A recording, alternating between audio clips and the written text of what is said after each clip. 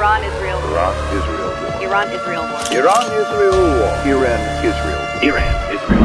Iran-Israel war. আক্রমণ শুরু হতেই গায়েব পিউরিফাই ইউরেনিয়াম। আমেরিকাকে বোকা বানিয়ে কি ইরান পরমাণু সরঞ্জাম মজুত করতে সক্ষম? ট্রাম্পকে কি তাহলে চরমভাবে টুটে পড়ালো আয়াতুল্লাহ খামেনি? সমস্ত খবরের ডিটেলসে যাওয়ার আগে নমস্কার, আমি অদ্বিতীয়া রয়। আজকে আবার চলে এসেছি আমার ছোট্ট ইউটিউব চ্যানেল সঙ্গে অদ্বিতীয়ায়। আপনাদের সকলকে প্রণাম ও ভালোবাসা জানিয়ে আজকের লাইভ আমি এখান থেকে শুরু করি। আপনারা প্রত্যেকেই জানেন যে ট্রাম্প মুখে বড় বড় বাতের লাই আজকাল মারছেন। যেখানে তিনি আগে তো ধরুন রিপোর্টার ছিলেন, তো সেই কারণে মাঝে মধ্যে একটু আঁচার লাগিয়ে কথা বলতে শিখে গেছেন। আর এইবার তো কথা উঠছে অপারেশন মিডনাইট হ্যামার আদৌ কি সাকসেস হয়েছে, নাকি সবটাই এখন ধামা চাপা দেওয়ার চেষ্টা করছে আমেরিকা? যেখানে প্রশ্ন উঠছে যে এতই যখন তেহরানে ত্রাহি করেছে আমেরিকা, বোমা বর্ষণ করেছে আমেরিকা, ফর্ডো, নাতাঞ্জ, ইসফাহানের মতো পরমাণু কেন্দ্রগুলোকে ধ্বংস করেছে আমেরিকা, তাহলে ইউরেনিয়ামের হদিস মিলছে না কেন? কোথায় গায়েব হয়ে গেল পিউরিফাই ইউরেনিয়াম? প্রশ্ন উঠছে যে বাংকার বাস্টার কি তাহলে ফেল, নাকি পরমাণু বোমার সরঞ্জাম সঠিকভাবে এবং সফলভাবে সরিয়ে ফেলতে সক্ষম হয়েছে ইরান? প্রশ্ন উঠছে যে আদৌ কি ইউরেনিয়াম নষ্ট করতে পেরেছে আমেরিকা, নাকি ইরানের চালাকিতে বোকা ট্রাম্প? এই সমস্ত কিছুর মধ্যে যখন গোয়েন্দা রিপোর্টের ইঙ্গিত মিলেছে, আর সেই গোয়েন্দা রিপোর্ট আর কোথাও কার না, আমেরিকারই, এবং সে জানাচ্ছে যে তেহরান নাকি খুব শীঘ্রই এবং গোপনে পরমাণু হাতিয়ার তৈরির কর্মসূচি ফেরও শুরু করতে পারে, তখনই উঠছে প্রশ্ন। আর প্রশ্ন উঠতেই সামনে এলেন সেন্টার ফর ইন্টারন্যাশনাল পলিসির গবেষক, নাম হচ্ছে সিনা তুসি। তিনি দীর্ঘ সাক্ষাৎকার দিয়েছেন দ্য নিউজ উইক সংবাদ মাধ্যমে, এবং সেখানে পরিষ্কার ভাষায় জানিয়েছেন যে আমেরিকার হামলার আগেই সমৃদ্ধ ইউরেনিয়াম লুকিয়ে ফেলতে সক্ষম হয় ইরান। তাছাড়া পরমাণু তৈরির জন্য যে সমস্ত সরঞ্জামগুলি লাগে সেগুলিকে সরাতে পেরেছে তেহরান। এখন দেখুন, আমেরিকা আর ইরান একে অপরের সঙ্গে যুদ্ধে ঠিকই জড়িয়ে গেল, দুজনেই কিন্তু বাম্পার একে অপরকে টক্কর দিচ্ছে। আর আজকে পরিষ্কার করে দিল ইরান যে কোথাও না কোথাও ট্রাম্পকে পর্যন্ত হালকা ধোকা দিয়ে দিয়েছে। এখানে তো বলতেই হয় যে আমেরিকা যে বাপ সাজার চেষ্টা করে এই কারণে, কারণ তার ইকোনমি স্ট্রং। আর ইরান আজকে আমেরিকাকে টক্কর দিতে পারছে এই কারণেই যে প্রযুক্তিতে উন্নত হলেও ইকোনমিতেও দারুণ স্ট্রং ইরান, আর সেই কারণেই টক্কর দিতে পারছে। তো এখান থেকে বুঝতে পারছেন তো যে অর্থনীতি কতটা ইম্পর্টেন্ট, আর সেই কারণেই আমাদেরকে অর্থনীতির দিকে আরেকটু বেশি সজাগ হতে হবে। সুতরাং ফিউচারকে স্ট্রং করতে চান তো অবশ্যই স্টক মার্কেটে ইনভেস্ট করতে হবে, যেখানে ফিউচার অ্যান্ড অপশন ট্রেডিং এর মাধ্যমেও এখন ইনকাম করা সম্ভব। যেখানে অনেকবারই আমি মার্কেট উলফ অ্যাপটির কথা আপনাদের সামনে বলেছি।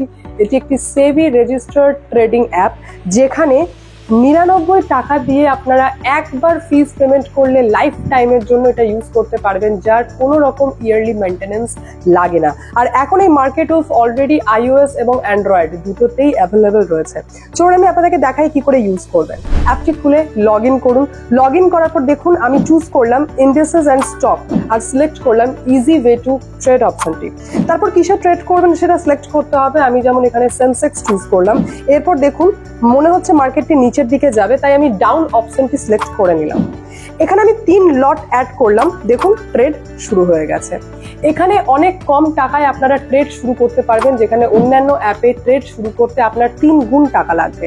স্টপ লস বলে একটি ফিচার্স রয়েছে যা আপনাদেরকে অতিরিক্ত ক্ষতির হাত থেকে বাঁচাবে, এবং এখানকার ব্রোকারেজও ইন্ডাস্ট্রির সবচেয়ে লোয়েস্ট ব্রোকারেজ রয়েছে। দেখুন কত সহজে আমি 2205 টাকা প্রফিট বুক করে ফেললাম, আর এত কম সময়। এখানে আপনাদের সব কমোডিটিস যেমন gold, silver, crude oil, natural gas এর মতো এত সহজে এই সমস্ত কিছুতে ট্রেড করতে পারবেন সকাল 9টা থেকে 12টা পর্যন্ত। যারা ট্রেড করতে জানেন না তাদের জন্য একটা অপশন রয়েছে। এখানে মার্কেট উলফ অ্যাপে সেবি রেজিস্টার্ড অ্যানালিস্ট টিম রয়েছে, যারা প্রত্যেক দিন আপনাদেরকে ডেইলি ফ্রিতে আইডিয়া সাজেস্ট করবে। জাস্ট তাদের মাধ্যমে গেলেই আপনারা ট্রেড করতে পারবেন এবং ভালো প্রফিট বুক করতে পারবেন।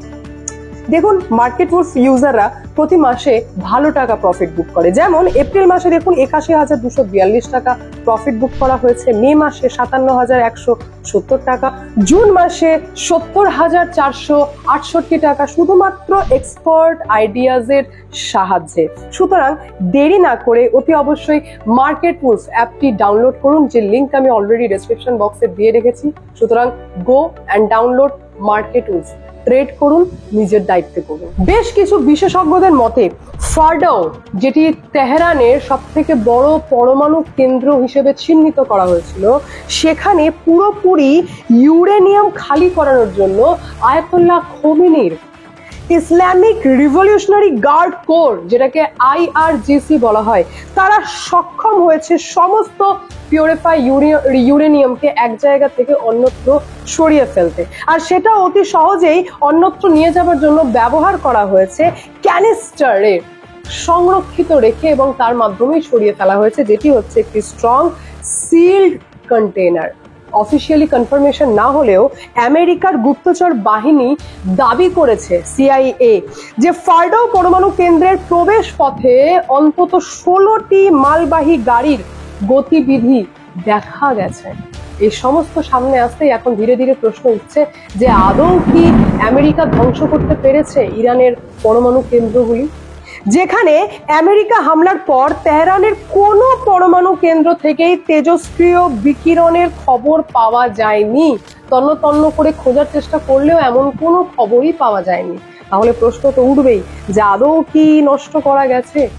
তার পাশাপাশি আপনাদেরকে জানিয়ে দিই যে এই বছরেরই 12 জুন ইরানের পরমাণু শক্তি সংস্থার প্রধান মোহাম্মদ ইসলামি দাবি করেছিলেন যে আমরা ইউরেনিয়াম সমৃদ্ধিকরণের জন্য আরো একটি গুপ্ত ঘাঁটির নির্মাণ কাজ সম্পন্ন করলাম। তো গুপ্ত ঘাঁটি তো অলরেডি তৈরি হয়ে গেছিল, তাহলে সেই গুপ্ত ঘাঁটি ব্যবহার করা হয়ে যায়নি তো? লুকিয়ে ফেলা হয়নি তো ডোনাল্ড ট্রাম্পকে ধোঁকা দিয়ে, যেটা এখনো পর্যন্ত ডোনাল্ড ট্রাম্প ধরেই উঠতে পারছে না, বা এখন হয়তো বুঝতে পারলেও লজ্জার খাতিরে আর কিছু বলে উঠতে পারছে না, কারণ এখানে কোথাও না কোথাও টেক্কা দিচ্ছে সিয়া দেশ আমেরিকাকে। তাছাড়াও বেশ কিছু পশ্চিমী মিডিয়া রিপোর্টার অনুযায়ী কুহে কোলাং গাজলা পাহাড়ের ভেতরে গুপ্ত ঘাঁটিতেই নাকি পিউরিফাই ইউরেনিয়ামকে লুকিয়ে রেখেছে ইরান। আবার অনেকে মনে করছেন যে পাকিস্তানই নাকি সাহায্য করছে। ইসলামাবাদের বালুচিস্তান প্রদেশের সঙ্গে তেহরানের প্রায় 909 কিলোমিটার লম্বা ইন্টারন্যাশনাল বর্ডার শেয়ার করছে, এবং পুরো এলাকাটি পাহাড় দিয়ে ঘেরা, এবং সেই কারণে পিউরিফাই ইউরেনিয়াম লুকিয়ে রাখাটা খুব একটা অস্বাভাবিক নয়।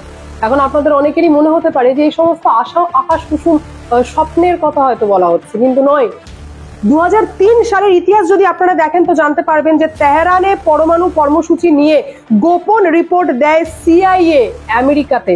সেখানে জানানো হয়েছিল যে ইসলামাবাদের প্রযুক্তি, এই পরমাণু বানানোর প্রযুক্তি শেয়ার করছে শিয়া দেশ ইরানকে, আর তাও আবার চুপিসারে শেয়ার করা হচ্ছে।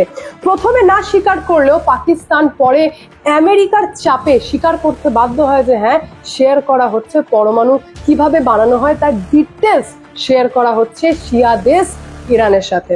যেখানে দ্য গার্ডিয়ান এর প্রতিবেদন অনুযায়ী পাক পরমাণু বিজ্ঞানী, নাম হচ্ছে আব্দুল কাদার খান, তিনি নিজে পরমাণু সমৃদ্ধিকরণ প্রক্রিয়া সংক্রান্ত প্রযুক্তির সরবরাহ করেছিল। তার ডিটেলস যখন যুক্তরাষ্ট্রের হাতে লাগে, তারপরে ইসলামাবাদ এনাকে গৃহবন্দী করে দিয়েছিলেন। এখন এই পরিস্থিতিতে দাঁড়িয়ে 28 জুন ইরানের পরমাণু কর্মসূচি নিয়ে চাঞ্চল্যকর তথ্য প্রকাশ করেছে IH। রিপোর্ট অনুযায়ী জানা যাচ্ছে যে তেহরানের পারমাণবিক কেন্দ্র সম্পূর্ণ ধ্বংস হয়নি, ফলে নেক্সট কয়েক মাসের মধ্যে আবার পিউরিফাই ইউরেনিয়ামের কাজ শুরু করতে পারে সিয়া দেশ ইরান। IH প্রধান রাফায়েল গ্রোসি বলেছেন যে কেউই দাবি করতে পারে না যে সব কিছু সম্পূর্ণ ধূলিসাৎ হয়ে গেছে। তেহরান এখন শিল্প এবং প্রযুক্তিতে যথেষ্ট ভালো, ইচ্ছা করলেই কাজ পুনরায় শুরু করতে পারে।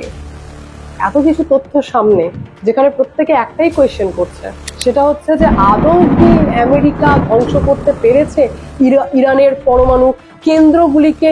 আদৌ কি ধ্বংস করতে পেরেছে? কারণ যেখানে ইসরায়েলের হয়ে ওপেন ভাবে আমেরিকা যুদ্ধে নেমেছিল, সেখানে সেই এক্সিস্টেন্সিয়াল থ্রেটে তো আবার ইসরায়েল ঢুকবে। কারণ চারিদিক থেকে শুধু একটাই প্রশ্ন উঠছে, সেটা হচ্ছে যে লুকিয়ে ফেলতে সক্ষম হয়েছে ট্রাম্পের নাকের ডগায় ইরান পরমাণু সরঞ্জামগুলিতে, এবং খুব শীঘ্রই পুনরায় পরমাণু তৈরি করার প্রক্রিয়া আবারও ইরান শুরু করতে চলেছে।